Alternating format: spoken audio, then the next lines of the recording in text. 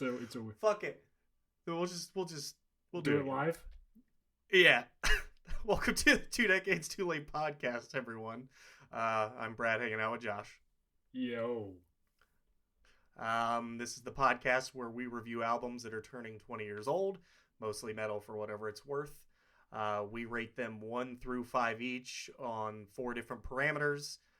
Total of 20 points each up for grabs, with an overall score up to 40. And that was so smooth. That was good. Sometimes I just got to get the jitters out. Yeah. One day, I need to just write out one that's decent. You need to just start like in your day-to-day life, just pepper it in, like awkwardly transition from whatever you're talking about to the podcast intro, and it'll seem more normal. True. Oh man. Well, man, for how long I worked at a call center, this should be something I already have memorized in a way that I like, because I used to have to do that with stuff on a day-to-day basis. Like 100 calls a day, I had an exact opening that never changed an iota. And yet this I just can't seem to figure out. Anyway, I will say for me, we've got a really cool one this week. Yeah.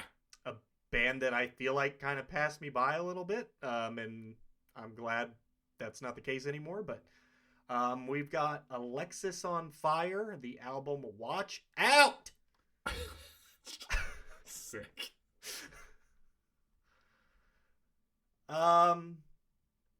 Yeah, I was never super into these dudes. I heard them here and there. I ended up following their guitar player when he did vocals for the Gallows. I was into them. Yeah. They're really good. And he's a really good vocalist. But no, I'm really glad that when I first picked this one for the list, I thought we might skip it, honestly. Oh, yeah. Because I just, I didn't know enough about them. But I'm really glad we didn't. It's pretty solid. It is super solid, and I weirdly took the opposite path. I followed Dallas Green and City and Color. I love that project of his, and I didn't remember until the first couple of lyrics. Like, the fuck, that's right, that was his band. I haven't listened to them, and I will. It's more acoustic. A lot of the first album or two is just him, and then he gets kind of an ensemble in later albums. Oh, that's cool. Yeah, great to fall asleep to. I bet. In a way that I assume the Gallows is not. Yeah. What are we talking about here? So, what do you got on the band? Yeah, as you say, Alexisonfire is from St. Catharines, Ontario, so they're Canadian dudes, which is usually a good indication that you're going to be in for a treat musically. I don't know why that's the case, and I forget who recently kind of broke that tradition, but I was pissed. But this holds. Shit, who was it? Wait, it was recent, right? Didn't we just talk about this? We sure did. What the fuck? Was it Taking Back Sunday? That's no, it had to be it had to be a jam session. Oh yeah, maybe it was. 3 inches of blood. 3 inches of blood. Sick. Yeah. But yeah, Canadian. So they formed in 2001. So active for about 3 years at this point. 1 prior release, an eponymous release. Always fun to say. Yep. Or you could say a self-titled debut. No qualms there. They're still active. They had a CD come out in 22, I think. So kind of on again, off again, with various members having various side projects. This album is listed as post-hardcore on genres. Yep. Which I don't have an argument for that. No, if anything, this might be what I would tell someone to listen to if they wanted to hear like give me a couple that represent post-hardcore overall. This would probably be one I give them. This isn't all of it, but this is a good representation of the niche, the different niches within post-hardcore. But no, agreed. I think that nails it. Totally fair. And then, so George Pettit is unclean vocals. Dallas Green rhythm guitar, clean vocals. Man, did I actually go see?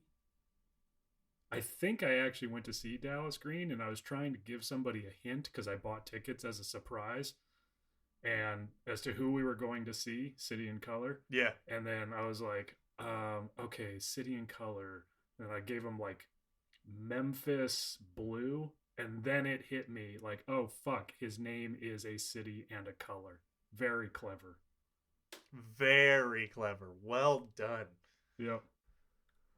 Yeah, stupid sidebar there. Wade McNeil No, on that's lead sick. guitar and backing vocals, Chris Steele on bass, and Jesse Inglevics on drums. Inglevics. Yeah, they both sound pretty right. So I don't really have a huge argument one way or the other. But all right, that's awesome. What am Jesse now Smith on drums. But yeah, so that's kind of Gotcha. the band. I didn't dive too far into their history or their catalog. That you know, there's plenty there, I'm sure, because they've been around a while and they've kind of evolved some sound with some notoriety. You could probably ask. I bet you at least 6 out of 10 people have heard of this band. Oh, for sure. Yeah, I don't honestly. After listening to it, I have no idea why I didn't. It does. There's nothing about it that would have turned me off from them or bothered me in any. Even at the time, like Other than maybe just the singing being a little on the more emotional side, but we probably just tended to lump them in with other bands that we knew we didn't like or thought we didn't like because other people liked them. I can see that. It's almost certainly that. Yeah, but then I went back and listened to their first album too, and it's like, I don't. They're good. They're just a really good band. So I don't really. So sorry guys for whatever amount you care. It's just they're solid. I didn't look too much into the past from them since the past before this album wasn't much. Right. You know, like you said, second release, and they did talk a lot about in some of the stuff that I looked up that they were trying to go a more melodic direction. You know, there was a little bit of that peppered in their first album, which their first album, like most bands in this era, is a little slapdash kind of, you know, you haven't figured it out yet. You know what I mean? You're not, you're just I got a part and I got a part and I got a part. So we got 3 parts for a song. And it's like, and you can tell that the second one, I mean, it's not like that. There are times where they do make some abrupt changes, but they seem like they were chosen stylistically rather on accident or out of necessity. I definitely still pick up hints of that, like sophomore effort. Yeah. We're still figuring this out, but we've really kind of refined a sound from our first one. So yeah, for sure, I'm definitely with you. No, and it's really cool. I will say, if I was the harsh vocalist, I might be slightly bored. Because he's not like not there at all. There's some songs where it's basically all him, but I mean, if I were to put a ratio, it's got to be 60-40 clean to harsh. Like, so it's like good. I was hoping that maybe the harsh vocalist was a instrument player, and it's like, oh no, he's just that guy. And he does some other stuff. He sings a little bit at times too, and he was talking about the producer during the recording of this album, which I guess the guy, you already said who produced this, right? What was this? I did not. I glanced over at Julius Buddy and Alexisonfire are credited with the production. Gotcha. Yeah, they said that this was the first time they recorded with Buddy, and he basically became like a 6th member of their band. And he said like sick. that's why they got so close to a full like product, because that dude was apparently pretty instrumental in helping them out, them young kids. Yeah. So I did see an interesting tidbit that I guess their label wanted them to go with kind of a bigger name producer, who this guy evidently wasn't at the time. I couldn't find out, why they chose him or why they didn't go with a larger producer, like a larger studio organization. Yeah. But so they recorded it at Buddy's house. But he apparently, maybe through their success or through his own path, kind of found a way to larger notoriety. He did the Protest the Hero. He did at least one of their albums, and he also did a couple for the City and Color project that Dallas Green has. So, oh, that's pretty cool. I'd say overall, for bands I know from Canada, that would be it's a pretty big name to be doing those two and Alexisonfire. Yeah, no joke. Oh, it looks like he did Scurrilous. Okay. Huh. That's a very well produced album. That's kind of cool. Oh, he's on Volition too. Huh. That's an amazing album. I love that album. It's one of the best albums ever made. Yep. Just like there's not even. It's incredible. And he wasn't the main producer. He did extra stuff, but that is one of the best produced albums. It's still right now. I mean, it's not super old. I mean, we're talking 10 years old, 11 years old. Wow, 11 years old. Volition's 11 years old? 10, October 2013. But yeah, we're on year 11. That's insane, though. That is. Wow. Huh, I would have sworn it came out 2 years ago. Yeah.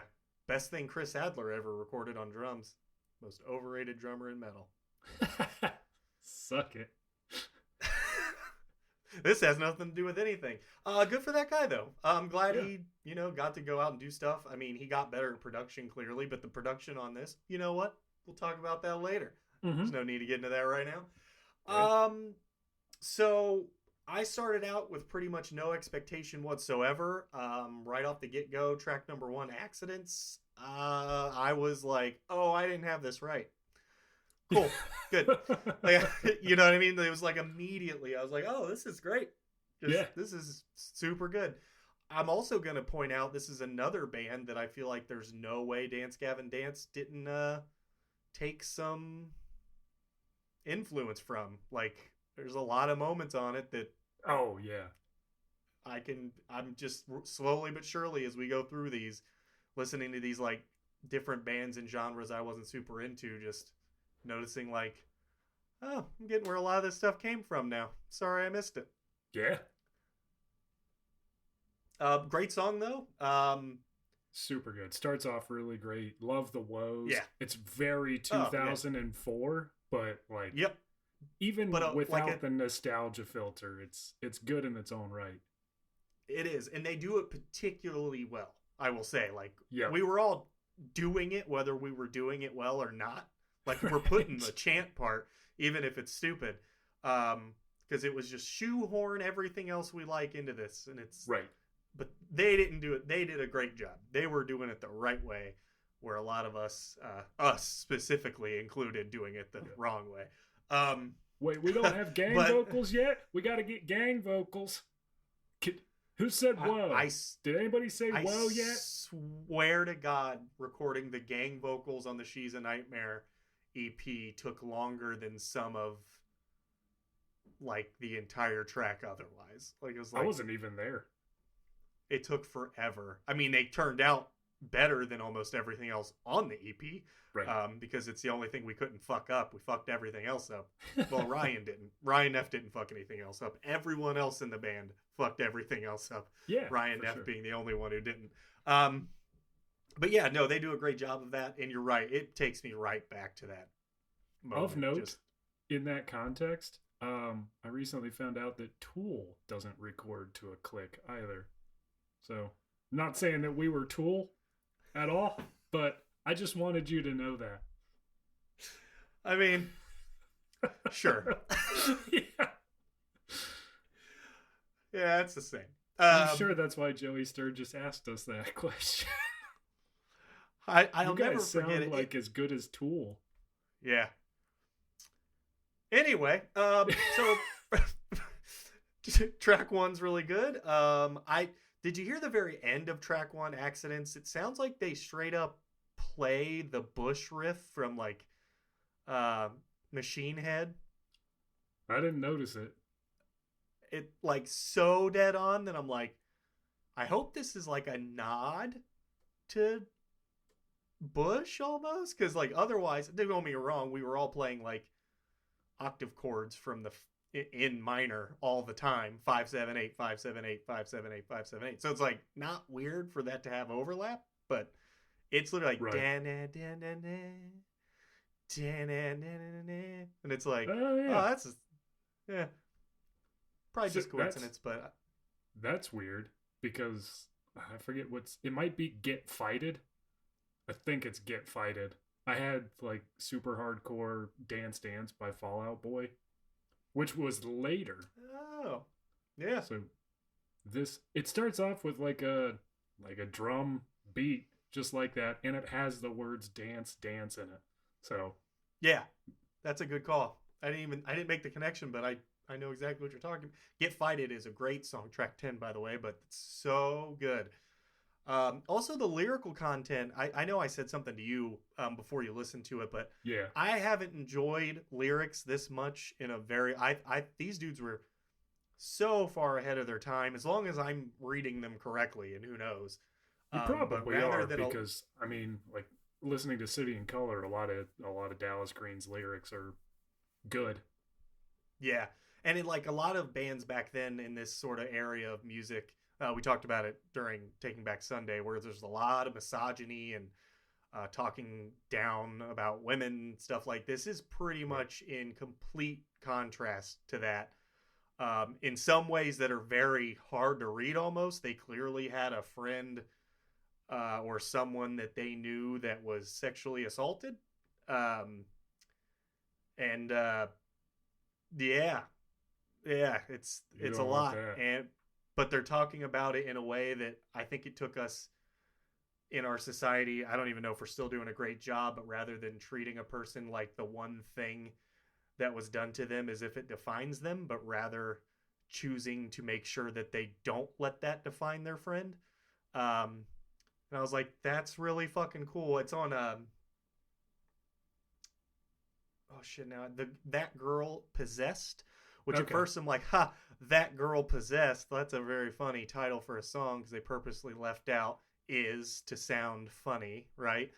Right. Or Oh, was or gotcha. whatever. Yeah. Yeah, track 8 by the way. A lot of Deftone vibes in this one too, but the lyrics are pretty tough. But I do think the whole That Girl Possessed, I think, is pointing out to people that no, this person is not possessed or some sort of broken thing or defined by that moment.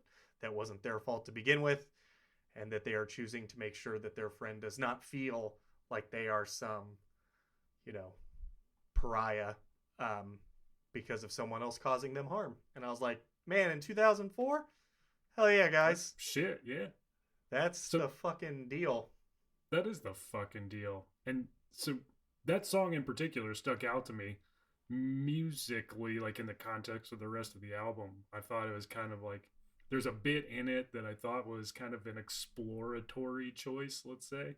Yeah, But that's probably why. I didn't read the lyrics specifically, so but that's good that it comes through in the music the way that it did too.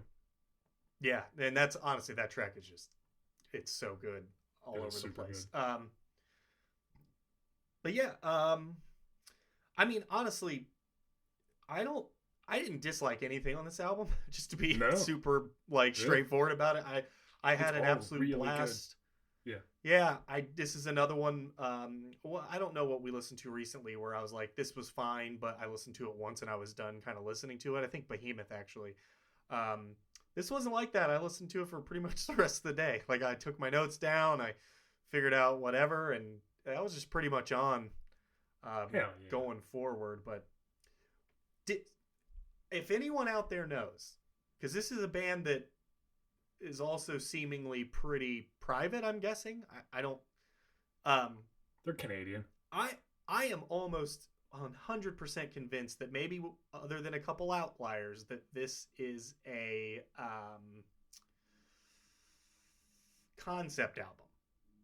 Like from the lyrics, it's really hard not to think so. Like the first song, Accidents, they're literally talking about how it sucks that when something really bad happens to you, you have no choice in how well you're going to come out of it, and it's up to strangers and machines to be the thing you have to rely on to know if you're going to live or die or survive in a bad or good way. And then Control, the second track, it's exactly the same thing. It's about healing, and it's about how human beings can only do it on their own to a certain extent, and it's not something you have nearly enough control over. And then it kind of keeps going with stuff like that. Even, the track that I talked about already, it is about that in a different way, but it is in that kind of universe. Yeah. Not universe, but it definitely felt thematic at the very least. Like, yeah. Maybe not a full-on concept album, like with developed kind of characters the way the Arion album was. Right. But yeah. Definitely some common themes running through the lyrics and the musical style, I thought. The song names, maybe not so much. Those are a little 2004 for me. Oh, they're like dogs can grow beards all over. Yeah. Yes. I will say it's like this, like if you were a couple years older and you were going to name a track something like that, you'd maybe land on some of these rather than dogs can. But right. It's that. It's 2004 all day. There's no way around it. Yeah. Hey, It's Your Funeral, Mama. Great song. Great song. I'm pretty sure I knew that one, like from my 2004 brain and ears. Like that one, I was like, oh, maybe. Yeah, it's possible. Yeah, I mean, Happiness by the Kilowatt. Did that make you think of 4 Years Strong? What the hell's a gigawatt? Oh, yeah. The 11th track, Happiness by the Kilowatt. That's what it did for me. Sure yeah, I mean, and then White Devil, go figure, that's about maybe you shouldn't do coke. And actually, it wasn't even so much about that you shouldn't do coke as much as it was you shouldn't do coke just because you think it makes you look cool, because it doesn't. And I was like, that's cool. Yeah. That is cool. Because it wasn't like a straight edge thing, and they're obviously not straight edge by any means. He was more just like, right. You look like a douche. It's like, you don't look cool. Like, and I was like, this is awesome. Yeah, I don't know if you have any specific... the albums varied a great deal, so I'm not trying to like downplay that by not touching on more. But at the same time, like you said, it is thematic, and it does have like a particular feel to it throughout. There's totally a lot to like, and there's a lot to dig into. It's all easily accessible too, so it's not like maybe a Pig Destroyer where you really have to put in the effort. Like, this is kind of art at face value, and then the more you want to dig into it, there's more to find. Yep, totally agree. But you're still going to get the positivity from it, even if you choose not to do that.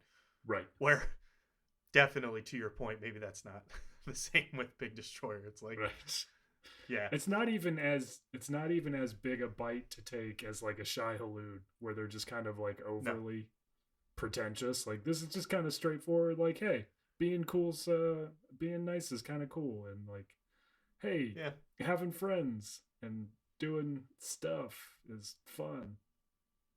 I mean, yeah, like Get Fighted, like track 10, like you pointed out, it's really good, but it's also just about how like you should probably just like music because it makes you feel good, not because it's like a certain era or a trend or whatever. It's just like, if you like it, you probably just should, and you should have a good time. Definitely not about hair.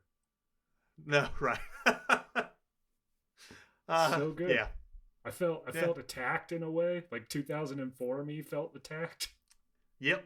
I think anybody that isn't in it, I can't imagine how attacked people felt in 2004. Like, oh, you mean what we're all doing right now? They didn't listen because they were 16 years old. Also, I know Pitko was really into them. He said he had been into them since really early on, which he's super post-hardcore. Like, he likes, like, that is kind of his deal. So that's not super surprising. And I thought I knew more about them than I did. I was like, yeah, I know. Yeah. And then I start and I'm like, oh, I don't know shit about this. This is, yeah. All right. Yeah. Really good. Yeah. Also, I won't beat a dead horse on this. Is there a better what, idiom? Is that an idiom? Beat a dead horse? Is that? I think it's an idiom, and Is there a no, better they're one all. than that? There's not a better way to say I'll stop being redundant. Well, that's probably better. I could have just said that. I won't be redundant. I'll try not to be too redundant here, but like, I feel like there should be we should maybe go through and be like, make some nicer, less, beating a dead horse ish, and Well, like maybe you prefer screw the pooch. it's just all bad. Yeah, it's really just bad. all bad. Just don't What say was the other- words. I was in a meeting with one of my old bosses like a couple years ago, and that got brought up, beat a dead horse, and then the other one was kill two birds with one stone.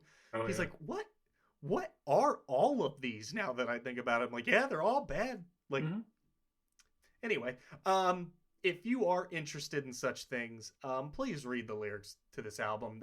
There's clearly a lot of work that went into them. The album itself, even if you don't, is very good, but the amount of weight that it adds is just super rad. I mean, these dudes had something to say, and they said it in a very beautiful way. Which, some of their contemporaries weren't doing such a hot job of. So Nope. But do you have any other notes you want to add before we get into it? I really don't. Like, my only criticism from listening to the entire album was on the song No Transitory. There's a bit where they do some like panning on one of the screams, and it was super cool and super out of nowhere, but then they did it twice, and I was like, oh man. Oh, that's So weird. if that's the most bummed out that you're gonna get on this album, like, you're in for a real treat. True. And No Transitory at track 6 is particularly good too. That whole vocal harmony where Green says tomorrow and like holds it out in kind of a strange way is one of the coolest things on the album for me, because then Pettit starts screaming over it with his lyrics while he's holding out that line.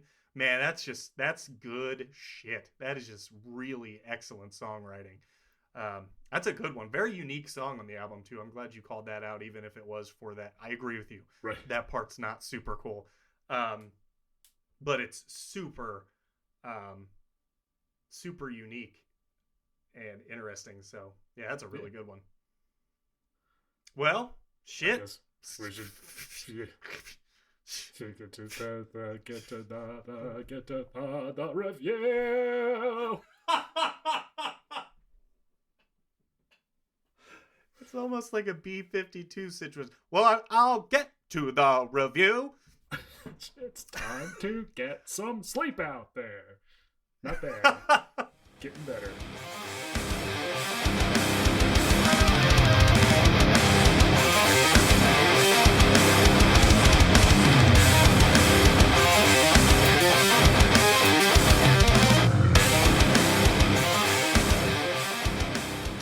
Oh, man. Well, Josh, what did you think of the album art for Watch Out?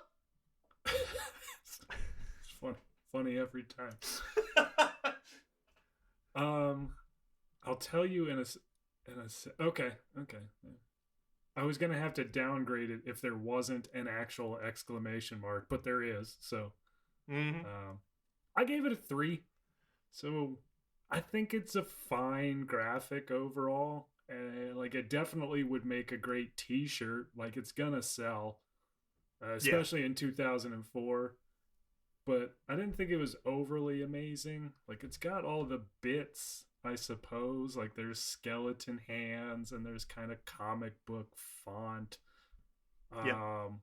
Maybe if I dug a little bit deeper, I could see like, oh, it is about this woman and she is being chased by these ghoulish figures, and there is some tie to the concept as a whole. But I don't love the way that it's presented, so that's why I gave it a 3. Fair. I love this album cover, and I gave it a 5. Like, I fucking love it. I love that it looks purposely a little imperfect. It reminds me of the VHS covers for a lot of the horror movies I would rent when I was a kid. which, you know, I'm a big horror movie person, so that was right up my alley. I like that. Really, from what you said, I do genuinely believe this is about a person being chased by their own personal demons. And rather than making it look super serious and like thought provoking, when you can get that from the lyrics, you don't need it from here. Instead, True. they took the route of making it tongue in cheek and like. Yeah. So yeah, I love Sharps everything and about danger. it. Yep, I actually kind of I like that it doesn't look great. Like, I don't know why. I just That's good. it spoke to me on like levels it had no business speaking to me on, and I'm sure I was being a little bit of a prisoner of the moment, but 5 for me. And I am actually, now that you've said that, I'm gonna try to find a T-shirt because that's pretty sick. It's probably like $50 on eBay for a vintage version. Yeah, well, they did just release. The way I found those interviews is because they recently released vinyl versions of their albums, and then they did like sick. an hour or so dive into each one and about like what the band was going through at the time and that kind of stuff. That's sick. So maybe that caused T-shirts to be out again. So who knows? Let's go T-shirts. Yeah. So what'd you think about right. the production?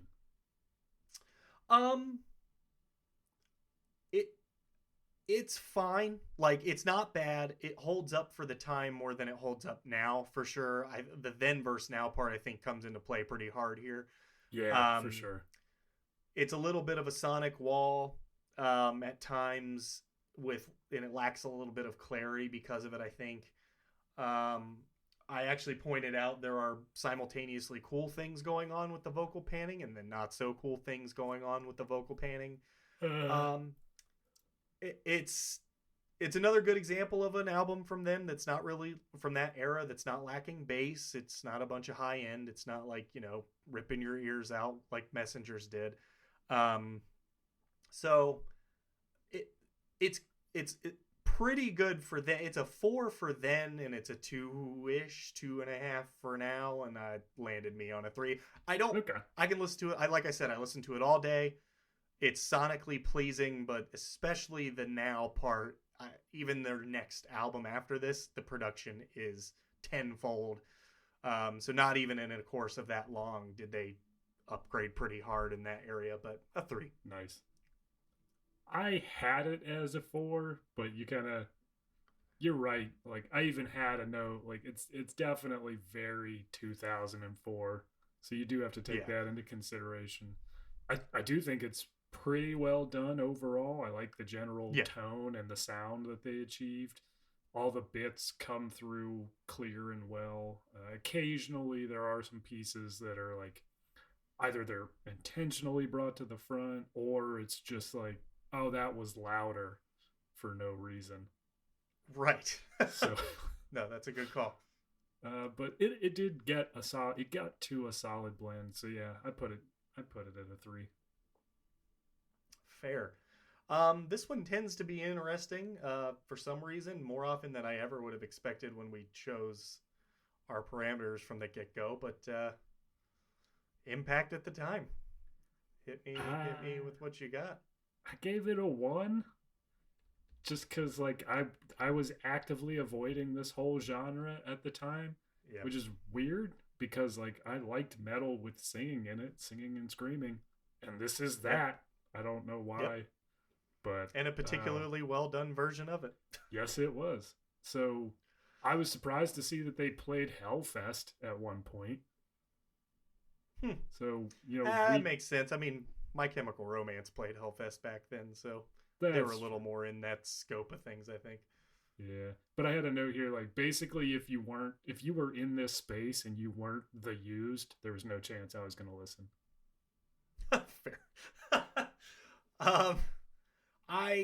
I channeled a little bit of you from past episodes and got myself to a 2 because it seems like the whole things around us being influenced by this, even though we didn't know it, were probably pretty big. Yeah. Maybe not as big as some of the things we've touched on in that space. So it didn't get me up to a 3 necessarily.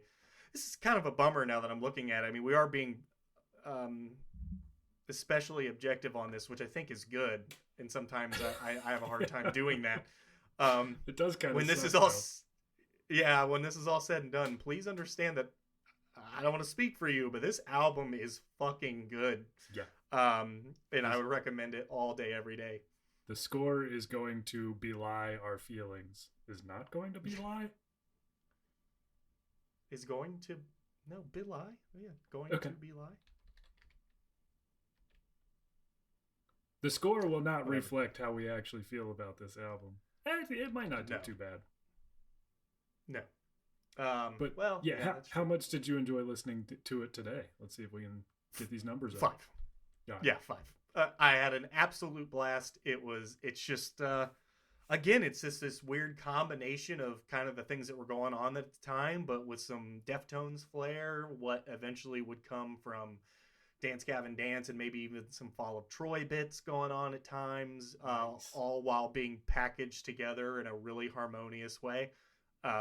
I just had a blast with all of it. It's great. Hell yeah. For some reason, I have a 4. Like, it just didn't. Sure. It did all those things, but for whatever reason, and like I listened to it again all day today on repeat. It's amazing, but I didn't quite get to a 5, and I don't know why. Honestly, I totally get it. I will. This is one where I think the lyrics took it from a 4 to a 5 a little bit. Probably so, yeah. For me, which, you know, that's neither here nor there, I guess. But they were just so especially profound at times, and just doing better than what people around them were doing. I really commend them for having such a cool outlook on things when a lot of people didn't. But otherwise, it would have been a 4 for me too. So I have no argument. I just think that was the difference that just took me up a little bit, because I was like, man, good for them. They really, they're taking their shit serious and doing it in a really cool way. All right. Heart and soul. No joke. All right. So from Josh, we have a score of 11. From myself, we have I mean, does it though? Like, nothing you said was wrong. That's true. Know, like, it's like, this could have, I don't know, it could have been the day I listened to it kind of thing. Like, sometimes I don't want to listen to Deftones, but sometimes, like, as you know, and anyone who knows me knows, Deftones is probably my favorite band of all time. Right. But even still, there's just some times where a mood has to be there. And man, the day I dug into this thing, I was just ready for it, man. I was just like, come on. But I mean, still, the difference isn't huge from me. I still landed on a 15, so it's not like it's massive. Right. But that gives us a 26, so not bad, not great. It's pretty good, yeah. Yeah, and again, based on its merits, that's probably about right. But again, it doesn't. We could have given it a 40, and it would have probably been a better representation of how much I want everyone to listen to it. But that's not a representation of what it is. You know what I mean? Right. Yeah, it's definitely on a want people to listen to scale. It's a 40 out of 40 all day. Yep, agreed. Please, if you're into this sort of thing, even if maybe you think you're not, but you're kind of like right on the end of whatever that bubble would be, or the edge of whatever that bubble would be, please give it a shot, because I would bet that this hits differently than you think it is going to. It's just absolutely, yeah. Like, really even if none of this is typically your jam, just give it a try. If you don't hate music just outright, give it a listen. It's 42 minutes, and it doesn't feel overly long. It feels just like dead on, right? There's so much to like. What was your favorite song, by the way? Favorite song? My favorite song is That Girl Possessed. And now, obviously, the lyrics were very impactful on that. It actually took me a minute. I stopped to make sure I was reading it right. But a lot of Deftones. It starts out straight up like a Deftones song, like a heavy Deftones song. Nice. We even get into like a punk beat later on, where they don't do a lot of that on this album, which I dug. Yeah. But really good. I think I land on that. Hell yeah. I went with Accidents, God, I love the way it kicks off the CD. I love the woes. Like, it really does a lot to kind of place the album in my memory. So, just start it Sick. off. That is awesome. Okay, good deal. Accidents and That Girl Possessed. And you know what we're going to be doing with those two? We are going to be adding them to our Spotify playlist. TDTL space favorite songs, I think. I don't know. I'm sure there's not a whole lot of TDTL matches on Spotify, honestly. So hopefully you can find it easier than I'm making it sound. Check that out. Every time we pick our favorite songs, we add them to this playlist. It is ongoing and will continue to do so. Thank you, Mick, for keeping me honest, which, you know, I don't have to embarrass myself for you people. I do that enough, so I won't even explain what that means, but I appreciate him. So we'll add those on there. If you want to, what am I missing?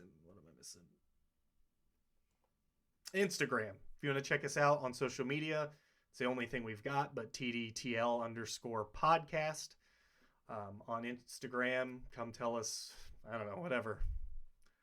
I tried to start a conversation on the last one. There are actually a couple of playlists on Spotify that are TDTL, but ours is the one that has the Pig Destroyer cover as the thumbnail. Perfect. That's helpful. Yes. Does it really? I didn't even know that. That's amazing. Yep. It's actually got Pig Destroyer and Converge right now, and My Chemical Romance and The Oncoming Storm. So like that's just a great smattering. It is. I see. I'm really happy Pig Destroyer made it on the main thumbnail. That makes me Same. Yeah. You can't miss it, man. Nope. Pig boobs. Pig person boobs. I think it's just a regular person, but no, I think if you like look up at the thing, her face is literally like a pig. We covered this, and it's not. Did we?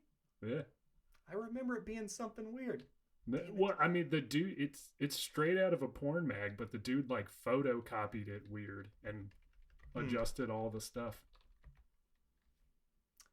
That's fair. Yeah. Well, whatever. But it's awesome.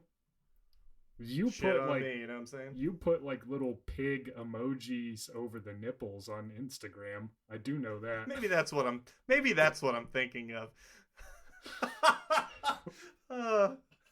Perfect. I'm really glad I did that. I come through for myself sometimes.